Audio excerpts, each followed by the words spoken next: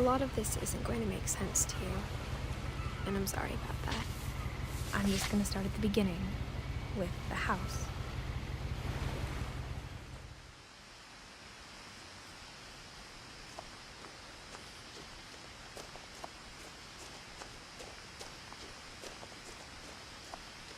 I lived here until I was 11, but I wasn't allowed inside half the rooms.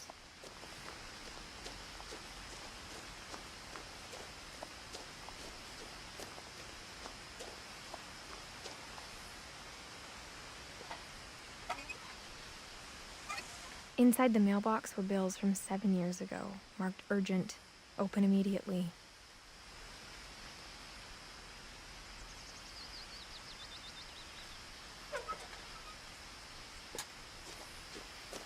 I hadn't been back since my brother Lewis's funeral.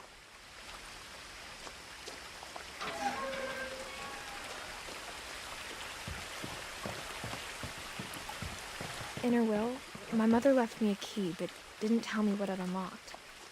Maybe she thought I'd know. Or she thought that the mystery would be enough to bring me back.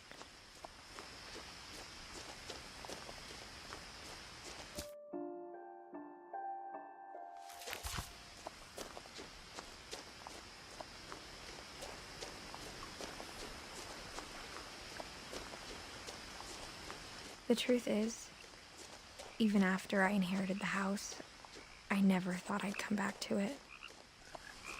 But now I had questions about my family that only the house knew the answers to.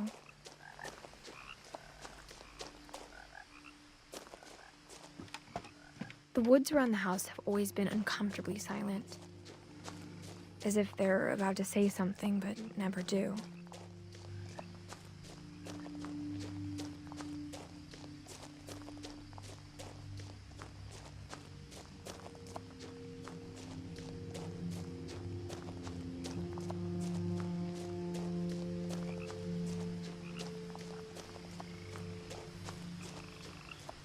The house was exactly like I remembered it, the way I'd been dreaming about it.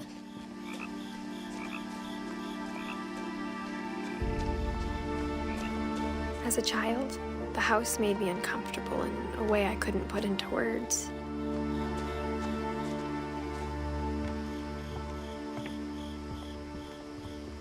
Now, as a 17-year-old, I knew exactly what those words were. I was afraid of the house.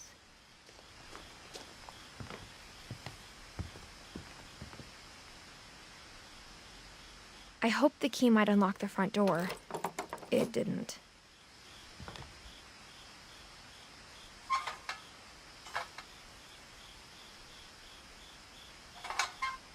Looking in, I felt like the house itself had been waiting for me.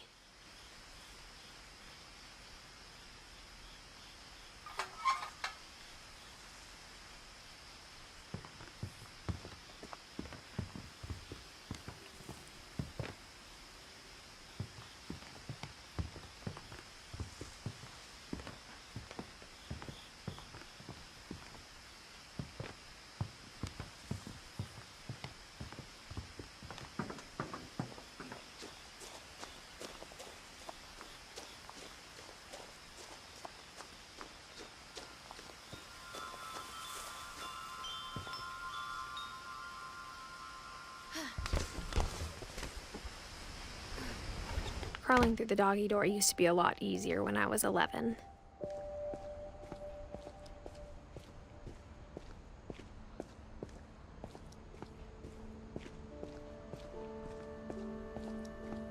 For the first time in years,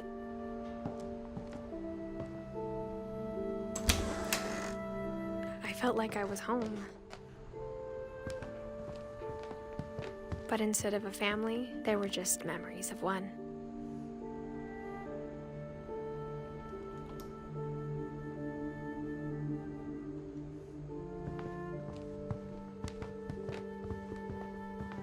Like how after Lewis started working at the cannery, we all got sick of eating salmon. Except our cat, Molly.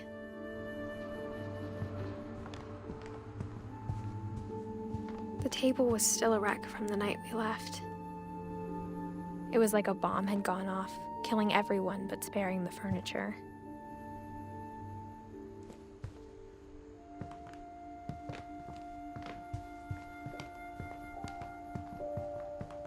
My mom was the only one of us who could imagine Great-Grandma Edie living in a nursing home.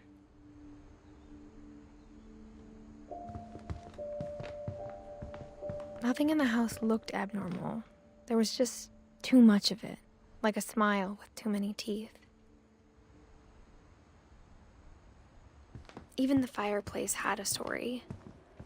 Edie told me the bricks came from the original house, after it sank.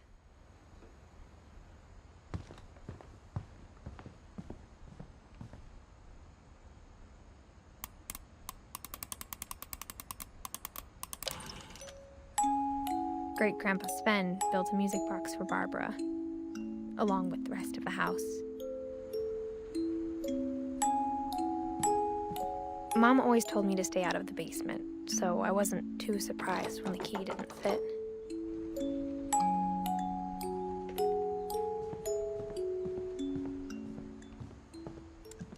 My mom wasn't much of an optimist, but she never stopped believing that my brother Milton was alive. A lot of things got left behind in the whirlwind of that last night.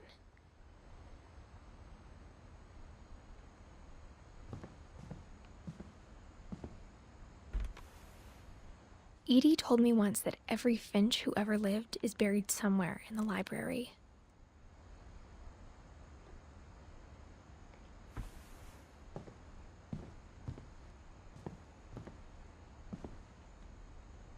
After Milton disappeared, Mom sealed up all the bedrooms. Then Edie retaliated and drilled peepholes.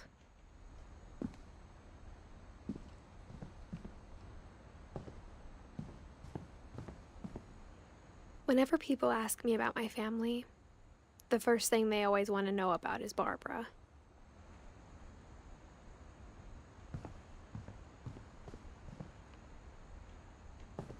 Edie's father, Odin, built the original house.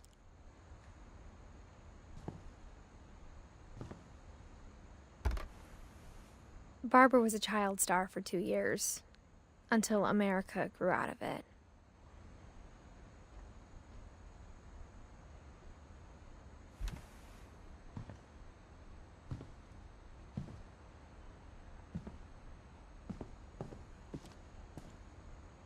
Mom must have locked the third floor stairs on the night we left.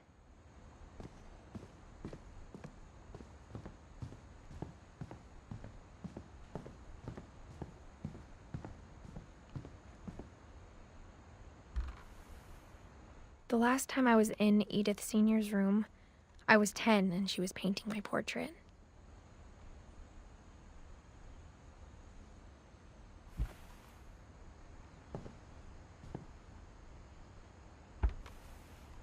My Grandpa Sam spent 7 years sharing a room with his dead brother, Calvin.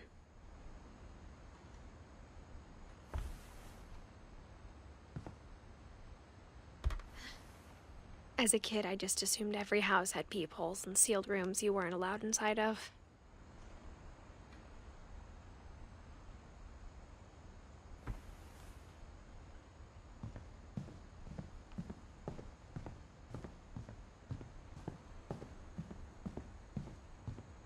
I spent a lot of time playing in Great Uncle Walter's room.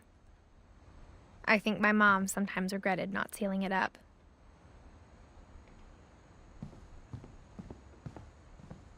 Lewis told me there were secret passages, but I never believed him.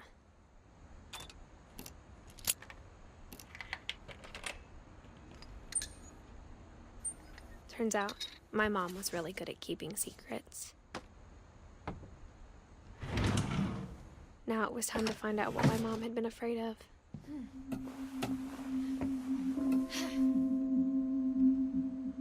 Reading this, maybe it sounds like I had a plan.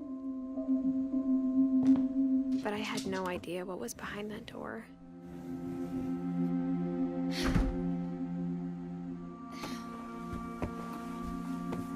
Just like I had no idea where all this was gonna lead.